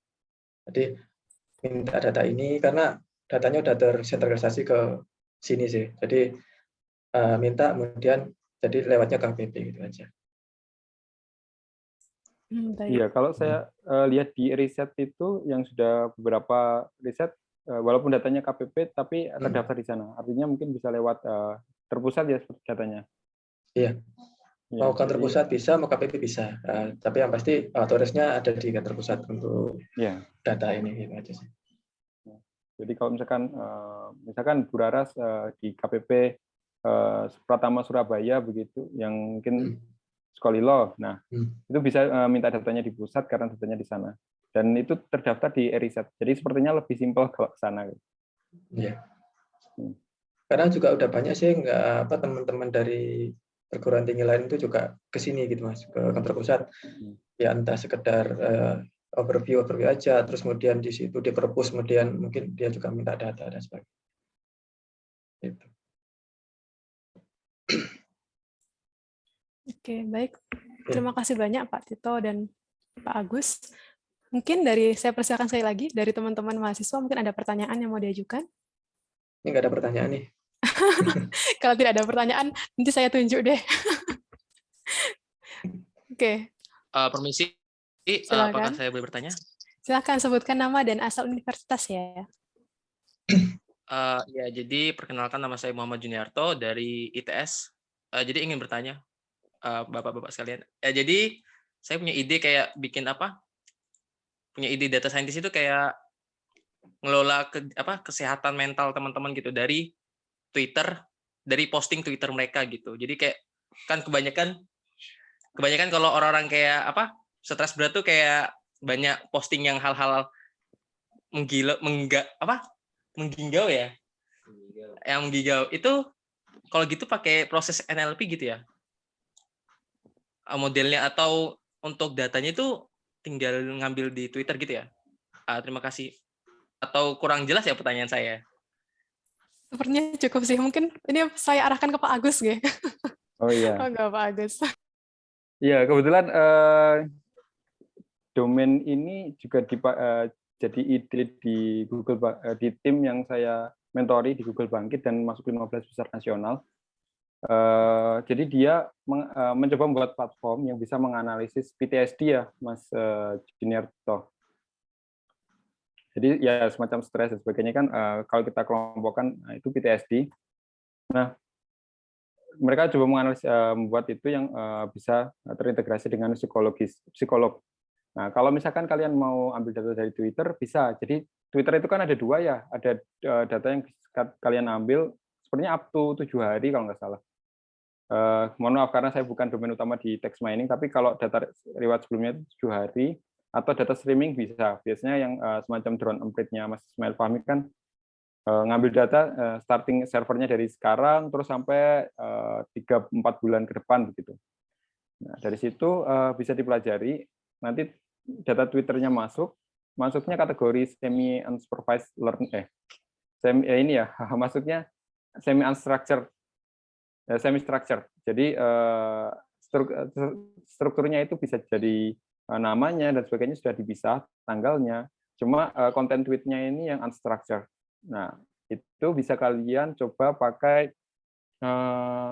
TF IDF, lalu pakai pendekatan yang lain untuk ekstraksi ekstraksi entity-nya, terus kira-kira domainnya apa, sentimennya bisa dipelajari apakah kira-kira ini sentimennya positif atau negatif, atau kalau yang sekarang masih dilakukan mahasiswa bimbingan tesis saya itu ini lebih ke emotion, jadi bukan hanya sentimen positif negatif saja, tapi emosinya.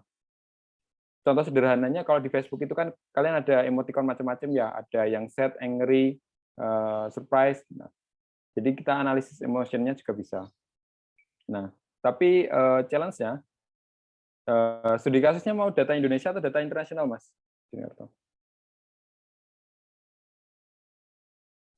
Maaf Pak, gimana Pak? Data yang mau dianalisis atau mau dicoba, datanya itu diambil dari netizen Indonesia atau netizen internasional? Berbahasa Inggris. Jadi gambaran saya sih gini sih Pak, nanti kan apa sih namanya untuk final project-nya kan kayak berbasis web gitu kan. Kalau pandangan saya itu kayak misal user tuh tinggal input nama Twitter yang mereka ingin tahu gitu. Ini mereka stres berat atau stres ringan atau memang kena mental gitu kan. Nah, jadi nanti bakal kayak diproses gitu. Jadi nanti di webnya itu udah langsung jadi modelnya gitu loh, Pak. Nanti atau kurang webnya ngasih tahu kamu kena mental gitu. Ya, mungkin gitu, Pak. Tambah double jadi kuadrat. Jadi nggak diliatin kayak proses beratnya, cuma outputnya aja kayak apakah Anda kena mental gitu dari hasil postnya gitu. Mungkin gitu ya Pak. Nah, kalau seperti itu, kalau input bebas itu sangat lebar sekali. Mungkin bisa nanti ngambil data untuk ini ya, contoh studi kasusnya. Jadi ambil data akunnya Mas Juniarto, lalu mungkin contoh teman yang lain. Saya sebutkan nama random ya, Mas Donitri, lalu Mbak Sinta Alia, kayak gitu. Terus setelah itu kalian uji ke salah satu. Setelah maksudnya riwayatnya diambil, kalian kategorikan tadi kena mental, tidak kena mental kuadrat gitu.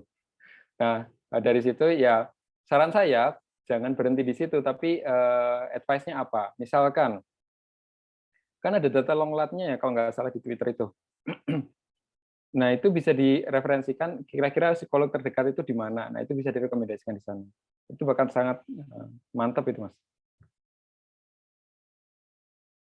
Ya, mungkin gambarannya seperti itu sih kalau dari saya sekilas. Apa menjawab ya, Mas Juniarto? Baik, Pak. Terima kasih, Pak.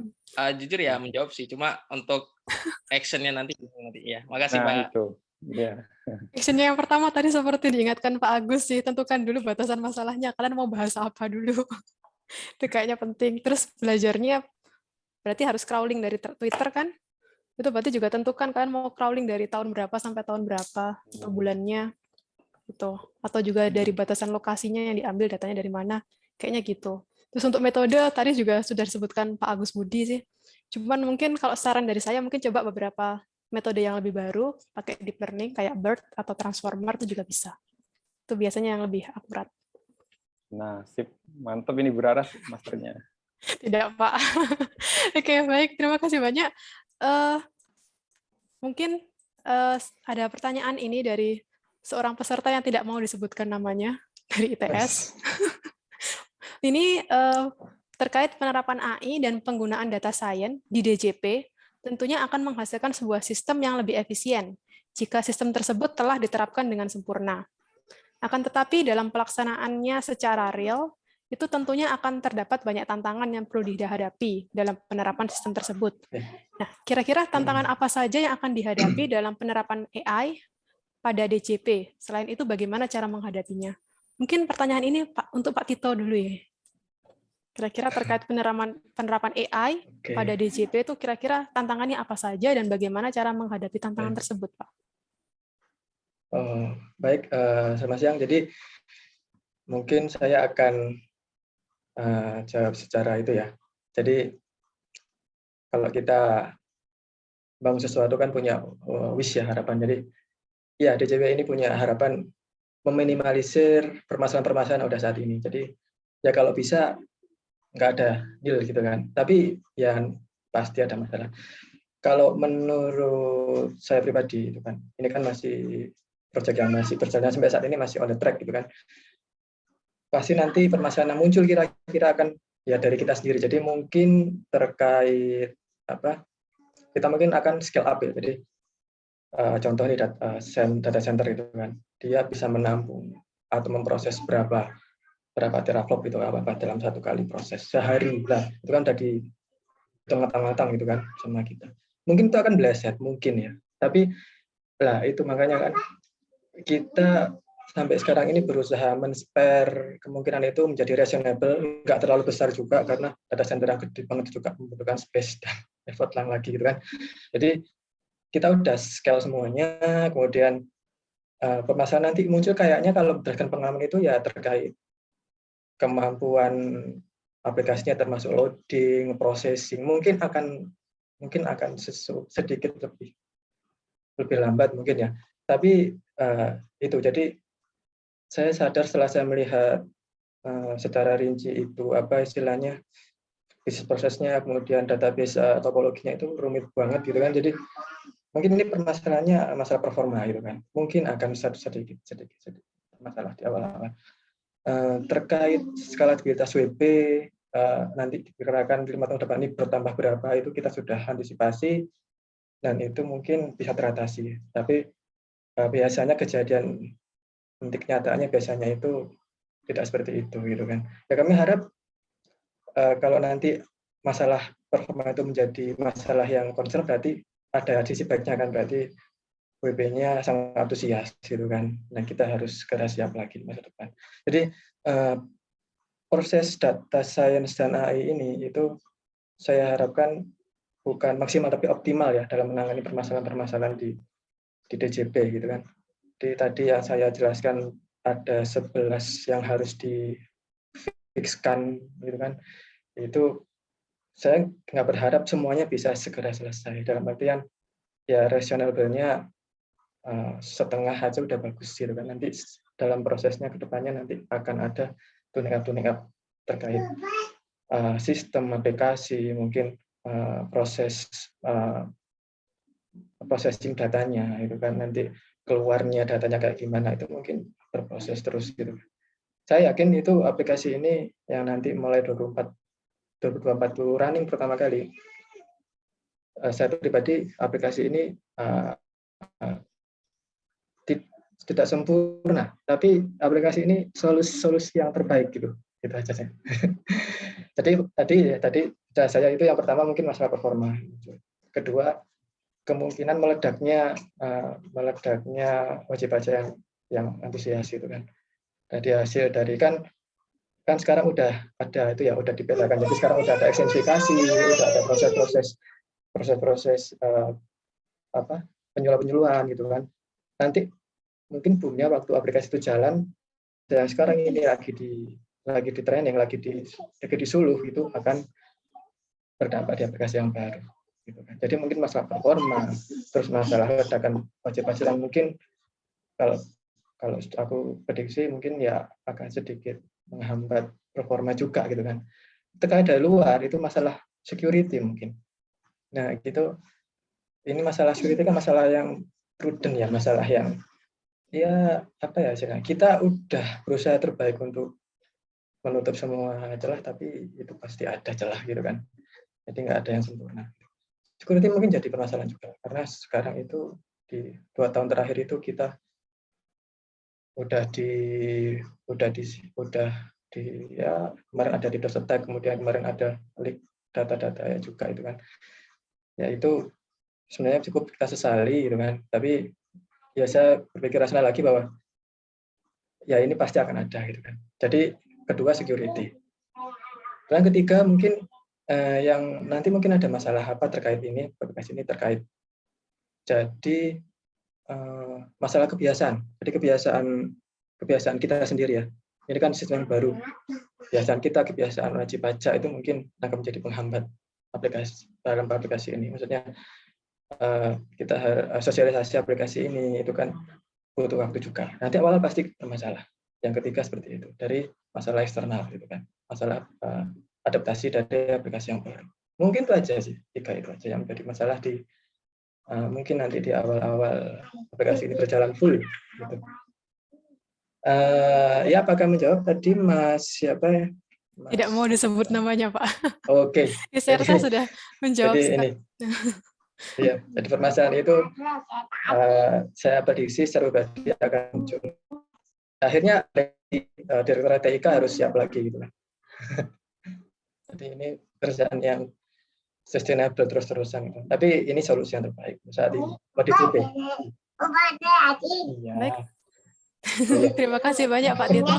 Mungkin saya mau bertanya sih Pak, dari saya sendiri, untuk saat ini apa ada proses-proses di DJP yang dia menggunakan bantuan komputer atau program untuk pengambilan keputusan gitu saat ini sendiri, atau pengambilan keputusannya saat ini masih manual ya kalau saya bilang. Terkait apa? Policy atau gimana?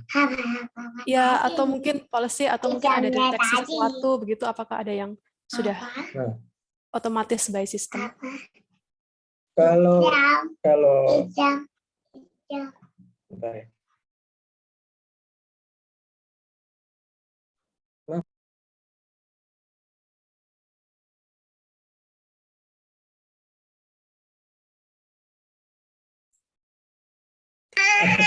ya ada.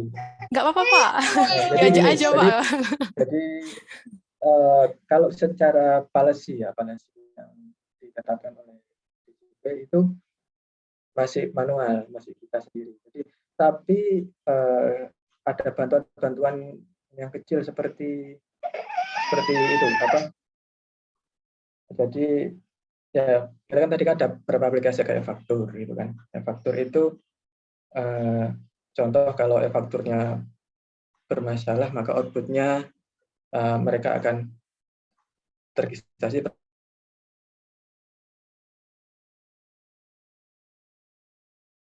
masalahnya, kemudian ke WP mana, kemudian AR-nya. Tapi proses besarnya terkait policy seluruhnya itu masih kita sih, itu masih manusia. Jadi aplikasi sekedar asisten aja, masih bantu-bantu. Tapi kecil masih aplikasi. Jadi aplikasi AI-nya di situ ya ada satu aplikasi kayak Faktur itu ada bagian-bagian itu yang itu masih belum sebesar aplikasi yang proyek yang baru ini gitu kan. Jadi memang kalau dibilang sesignifikan apa aplikasi yang baru ini, signifikan sekali sih. Terus nggak tahu ini kita juga sedikit berjudi juga gitu karena kompleksitasnya dan waktu yang dikejar gitu kan. Makanya apakah aplikasi ini sempurna? Tidak sempurna sebenarnya. Tapi kita berusaha untuk menyelesaikan ini. Baik Pak, jadi kalau secara policy masih manusia, secara aplikasi masih asisten aja teman-teman, tidak signifikan. Tapi itu sangat membantu sekali karena jumlahnya banyak sekali gitu kan. Jadi ada banyak aplikasi. Tapi karena banyak aplikasi itu kita menjadi bermasalah juga. Jadi tadi 35 ya Pak ya tersebar. 35 itu yang terregister ya. Ada banyak aplikasi yang di internal itu kan. Itu. Iya.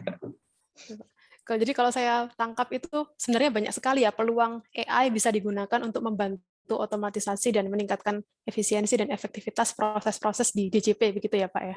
Banyak sekali dan saya harap saya pribadi DJP bisa segera melek lah gitu kan, secara segera lari sih gitu sih untuk mengejar ini semua. Karena sangat memperpendek waktu gitu kan, sangat mempercepat prosesnya. Gitu. Karena efeknya bisa multiplier efeknya bisa ke penerimaan nasional. Gitu. Iya. Ya, baik, terima kasih banyak Pak Tito atas jawaban dari pertanyaan saya tadi. Oke, mungkin itu buat teman-teman ya agar semangat ya belajar ngikuti materi atau pelatihan data scientist ini karena emang dibutuhkan sekali data scientist ini di berbagai sektor. Iya. Ada survei kalau data science itu ya most profitable itulah jobs. Nah itu. Nggak tahu sekarang ya, tapi kayaknya masih deh. Masih Pak, memang baru keluar sekarang juga kok lini jobnya. Ya baik, mungkin ada lagi pertanyaan dari teman-teman? Mumpung ada para narasumber yang luar biasa ini, ada Pak Tito, ada Pak Agus Budi. Silahkan mungkin. Kalau tidak ada mungkin saya, silahkan. Dari Mbak Salwa, silahkan mau open mic.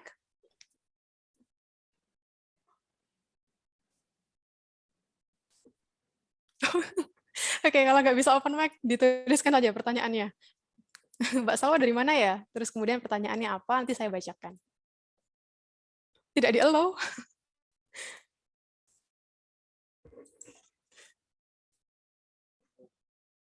Drivernya mungkin. Iya, sebentar. Bisa dari saya ask to unmute, apa bisa?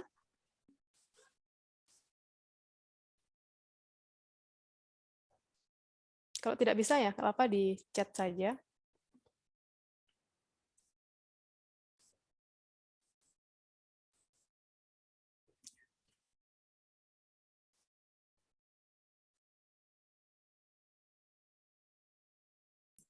Oke, sambil nunggu Mbak Salwa mungkin saya mau tanya-tanya ke Pak Agus Budi deh. Ini Bapak berarti tadi untuk menyiapkan materi tadi sudah nyoba-nyoba banyak banget ya Pak ya? Tadi sudah ya, sampai disiapkan seperti itu dan itu tadi kayaknya beberapa pakai tools yang sebenarnya tinggal pakai ya. Tadi kayaknya seperti Neo4j, terus kemudian itu kan tidak terlalu banyak ngodingnya ya di situ ya Pak ya? Iya. Cuma karena mungkin kalau yang belum familiar kan harus ini baca tutorialnya juga. Nah itu harus buka ngolahnya. Jadi Sebentar, saya juga mau konfirmasi dulu sih. Untuk yang final project ini apakah harus based on Python, apa boleh pakai software-software gitu ya? Mungkin, Wah, saya kurang tahu ya kalau juga itu. kurang tahu juga ya. Ini Yang lebih tahu, ada oke baik. disebutkan. Nanti bisa Ya. ditanyakan ke sana sih. Cuman kalau Ini bukan boleh, keperluan Mbak, skrip Mbak, maaf. Ini buat bukan Pak, keperluan Mas, pelatihan skripsi. dari Oh, bukan. Kominfo. Pelatihan. Oke, betul. Jadi Oh, ada saya kira pelatihan bahan selama... buat tes. Ya, sebenarnya bisa dilanjutkan ke tesis mereka ini. Jadi mereka ikut pelatihan ini double gitu loh. Project-nya nanti bisa dilanjutkan ke TA. Skripsi. Sorry, skripsi, ya. Skripsi. Kalau bisa sebenarnya teman-teman semua bisa, dan memang kalau memang pernah nyoba tools-tools kayak gitu bisa dimanfaatkan juga. Tuh. Nanti kami konfirmasi dulu ya apakah boleh. Jadi untuk visualisasi memang untuk graf itu memang sekarang banyak dipakai yang Neo4j karena dia bisa menunjukkan grafnya dengan detail ya dan relasinya apa, terus kemudian juga bisa machine learning juga di sana kalau tidak salah. Tuh. Untuk visualisasinya dia lebih bagus daripada visualisasi yang di Python. Itu sih. Kalau Anda di tutorial itu juga ada Bu Raras, jadi pakai Python, pakai beberapa library juga itu. Jadi nggak pakai Neo4j, cuma reload-nya dari data dari situ. Itu cukup bagus kok, interaktif juga. Betul. Oke, baik. Ini saya bacakan pertanyaan dari Mbak Salwa dari Universitas Sriwijaya.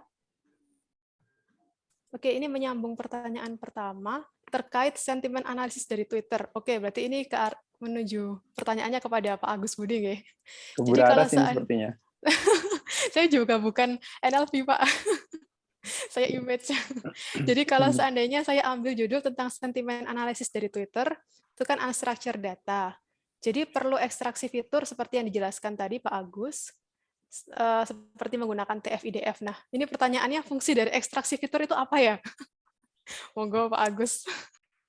Oh, fungsi dari ekstraksi fitur data. Ya, yang dipelajari hari ini dan kemarin ya data preparation kita melakukan ekstraksi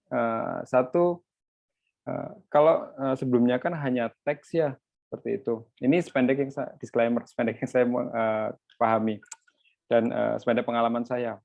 Jadi kalau sebelumnya kan hanya ada teks. Nah, lalu itu kita ekstraksi. Kita kira-kira informasi apa yang bisa kita dapatkan. Informasinya itu bisa secara tekstual, kalau text mining, tekstual atau kontekstual. Nah, misalkan secara tekstual, kita pecah per kalimat, back of words, dan sebagainya. Sepertinya ada ya di materi. Lalu setelah itu kita hitung n-gramnya, lalu kita hitung aja frekuensinya seperti itu. Dari situ kan kita dapat nanti fiturnya. Misalkan kita ini, kayaknya kemarin ya kalau nggak salah di teks itu, kemarin atau minggu lalu, mohon maaf kalau lupa. Ya, jadi dari satu teks itu ketahuan nanti ada matriksnya 110 kayak gitu. Jadi ini konten, oh ini ada kata ini ada kata ini, kata ini. Nah, kata itu muncul setelah apa? Setelah ada lemmatization, steaming dan sebagainya. Jadi setelah dibersihkan datanya, tinggal kata bakunya saja yang utama mungkin ya. Nah, setelah itu kemunculannya berapa kali? Kemunculan fiturnya. Nah, selain itu dari situ kan nanti oh ini 5 kali, oh ini bagian dari ini. Maksudnya ini muncul di sini kata ini dan ini memiliki kemiripan matriks, berarti ada kemungkinan topiknya yang dibahas ini mirip gitu. Setelah ada mungkin threshold tertentu. Nah, jadi hal-hal atau informasi dari setiap teks yang kita bisa ekstrak, kita bisa jadikan fitur. Hal yang lain yang kontekstual nanti ini lebih kompleks sih, nanti pakai pendekatan semantik dan sebagainya. Jadi misalkan ada subjek predikat objeknya nanti di mapping, habis itu nanti ada juga yang part of speech itu juga perlu dibahas. Nah, kalau hal seperti itu nanti ada beberapa parameter yang perlu dikonsider dan perlu diekstrak. Kalau di deep learning, Bu Raras, tadi ada BERT ya, nggak salah. BERT. Nah, kalau di BERT itu kita tinggal masukkan saja atau ini ekstraksi fiturnya langsung deep learning atau? Ekstraksi fiturnya langsung di sana, Pak. Nah, jadi tinggal masukkan. Nah, itu opsi. Pertanyaannya adalah ekstraksi fitur itu buat apa ya? Kayaknya gitu sih. Ya, buat klasifikasi, buat ini untuk prediksi. Jadi, walaupun sekelas deep learning tetap membutuhkan yang namanya fitur untuk diprediksi. Nah, bedanya kalau kita pakai cara the old way, traditional way, itu kita ekstrak sendiri frekuensinya dan sebagainya, kita hitung TF-IDF dan kawan-kawannya. Kalau deep learning kita tinggal panggil fungsinya, deep learning-nya apa, parameternya kita tentukan, iterasinya, terus masukkan saja Twitternya. Nanti ekstraksi sendiri. Dan kalau kita minta, misalnya, kalau kita perlukan, kita bisa panggil fungsi untuk generate hasil ekstraksi fiturnya. Begitu, Mbak Salwa. Mau menjawab nggak Mbak Salwa? Atau mungkin saya tambah sedikit sih, kalau mungkin masih, ini kayaknya itu sih Pak, background-nya beragam Pak, ada yang IT, ada yang bukan. Oh iya. Ya gitu, jadi mungkin bagi yang masih belum familiar dengan itu, jadi mungkin agak bingung ya, ekstraksi fitur itu apa. Ini sepertinya diajarkan di modul berapa nanti terkait ekstraksi fitur. Jadi ekstraksi fitur itu adalah, ya mengekstraksi fitur sih, tapi fitur itu apa? Fitur itu adalah yang membuat kita bisa membedakan satu objek dengan objek lain, karakteristiknya. Kalau misalkan saya karena di Citra, jadi saya kasih contoh Citra nih, kita bisa membedakan pohon sama tiang listrik itu dari apa sih? Itu kita bisa membedakan satu, misalkan pohon punya daun, terus kemudian dari tekstur dari batang pohon, itu beda dengan teksturnya tiang listrik. Nah, warna daun, terus kemudian tekstur tadi, itu adalah fitur. Jadi karakteristik yang bisa membuat kita bisa membedakan satu objek dengan objek lain. Nah, ini juga perlu ketika kita mau membuat komputer kita bisa pintar membedakan objek satu dengan objek lain.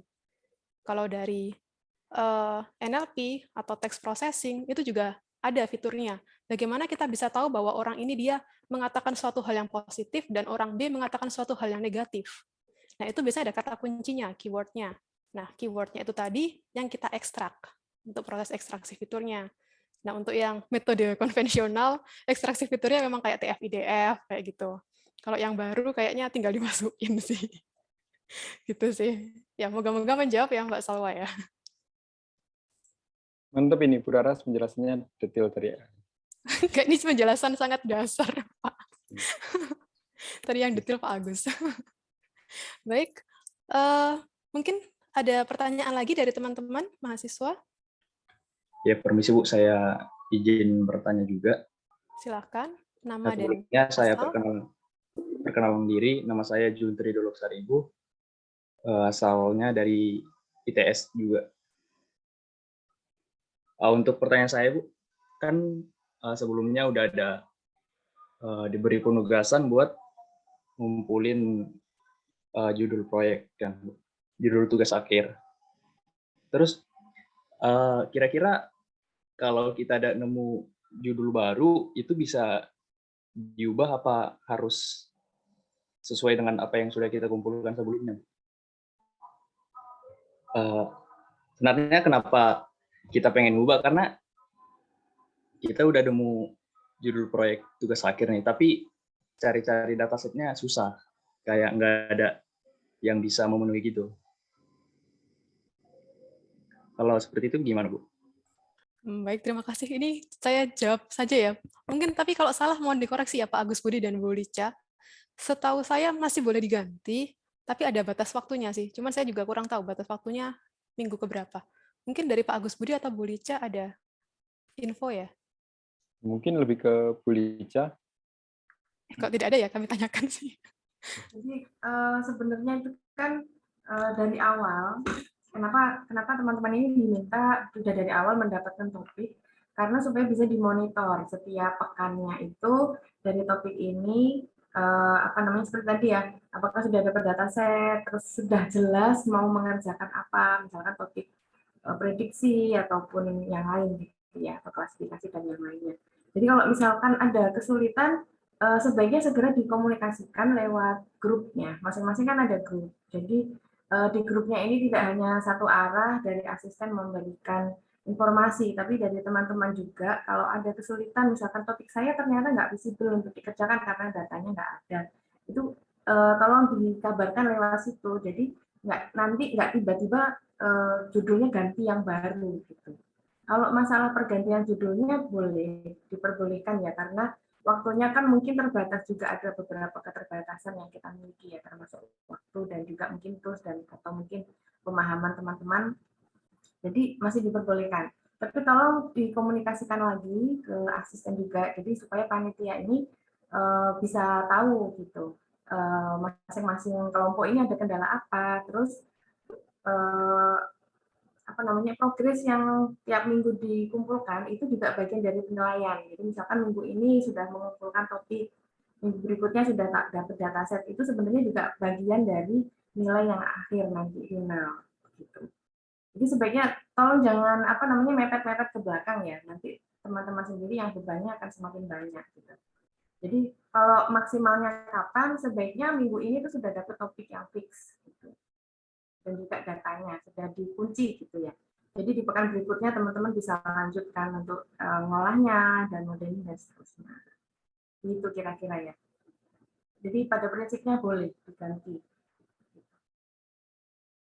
Semangat teman-teman semuanya. Ya, baik. Terima kasih banyak atas jawabannya, Bu Lica. Ya, seperti itu ya, teman-teman.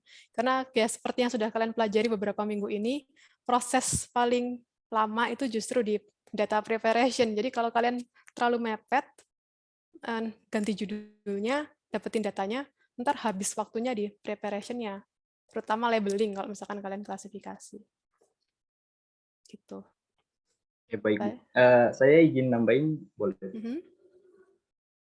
Kita kan kendalanya di mana, karena kita ada nemu 2 dataset, terus tapi satu dataset ini dengan satu yang lain tanggal pembuatannya beda.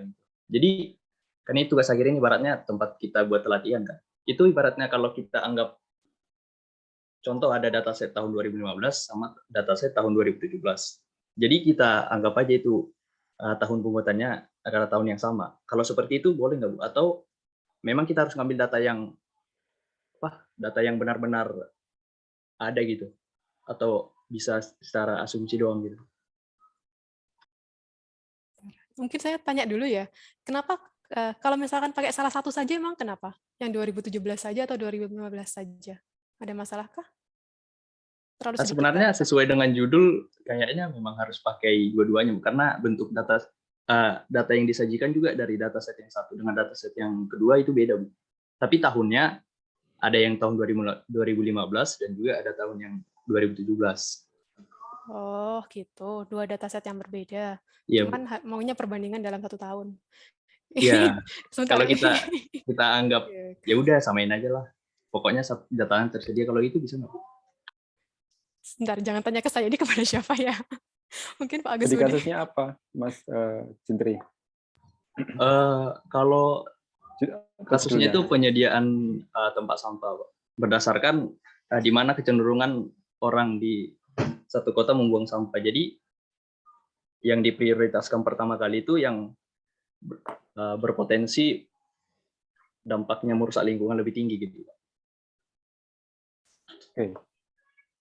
Data dari 2 tahun tersebut perbedaannya di apa? Apakah di fitur-fiturnya atau literally berbeda semua begitu? Tapi apakah perlu diperlukan dua-duanya?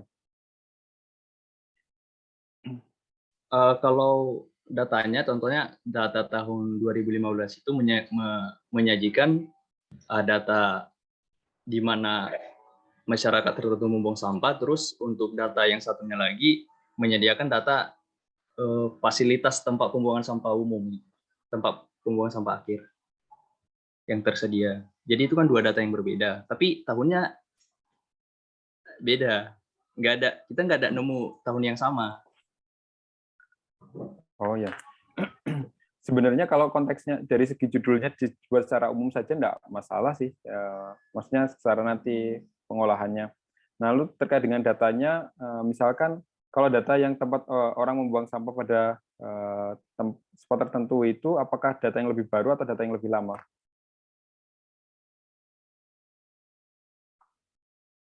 Ya, mungkin bisa nanti dianalisis. Kalau sependek yang saya pahami, dari data itu, kalau misalkan sebenarnya tidak masalah digabungkan 2015, 2017 tidak terlalu besar gap-nya. Namun yang membedakan adalah nanti ketika misalkan orang membuang sampah ke tempat X, itu datanya 2015, namun data penyedia fasilitasnya 2017. Nah, ada di 2016 ini mungkin data yang baru di tempat pembuangan sampah baru yang didefinisikan. Jadi mungkin kesannya nanti ketika kita analisis bersama, ketika kita mapping, tempat sampah X ini tidak pernah dipakai. Nah, itu karena mungkin tidak pernah, ya memang datanya 2015-2017 ya. Itu harus mungkin harus di acknowledge ya, atau harus dijadikan batasan gitu. Lalu yang kedua, terkait data yang berbeda ini sangat umum terjadi. Jadi solusinya ya kalau misalkan kita bisa gabungkan, kalau jadi sebab penyebab atau ini data, misalkan data anggaran pajak 2015, terus data realisasi pajak 2018. Ini kan dua hal yang berbeda dan tidak bisa dibandingkan. Nah, kalau seperti ini sudah nggak bisa. Jadi harus ada dua-duanya. Tapi kalau misalkan case-nya bukan sesuatu yang hanya tahun itu saja, misalkan bukan laporan tahunan atau time series tertentu, ya bisa disesuaikan sih tergantung kondisinya. Itu kalau dari saya sih, Mas Juntri. Baik, Pak. Terima kasih sudah agak menjawab sih. Nanti saya coba komunikasikan lagi sama teman kelompok saya. Coba dipelajari lagi datanya, Mas. Baik, Bu. Terima kasih, Bu. Ya, atas sama-sama. jawaban. Terima kasih banyak Pak Agus Budi sudah menjawab.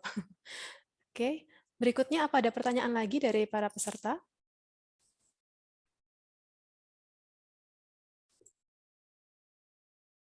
Oke, karena sepertinya tidak ada pertanyaan lagi ya, dan karena keterbatasan waktu, maka kita sekarang masuk ke bagian penutupan.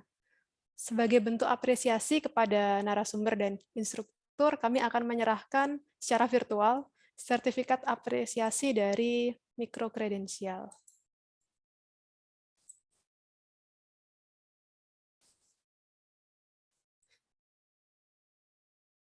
Berikut sertifikat untuk narasumber, Bapak Tito Soeharto. Terima kasih banyak, Pak.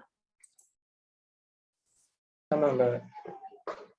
Dan berikutnya adalah sertifikat untuk instruktur, Pak Agus Budi Raharjo. Terima kasih banyak. Terima kasih, Bu Raras, dan dari FTIC. Oke, baik. Karena kita sudah sampai di penghujung acara, maka sebelum kami akhiri, mohon kepada teman-teman peserta untuk mengaktifkan kameranya karena kita akan mengambil foto bersama.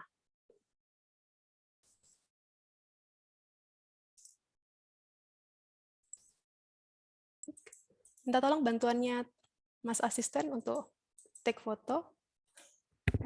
Terima kasih Bu Raras. Untuk para peserta, dimohon untuk mengaktifkan kameranya karena kita akan melakukan sesi foto bersama.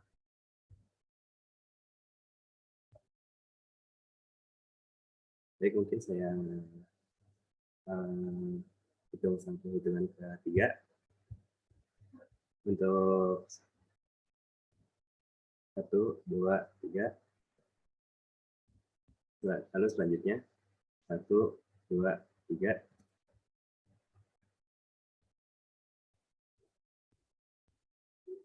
Terima kasih kepada peserta yang sudah mengaktifkan kameranya. Saya kembalikan ke Bu Raras.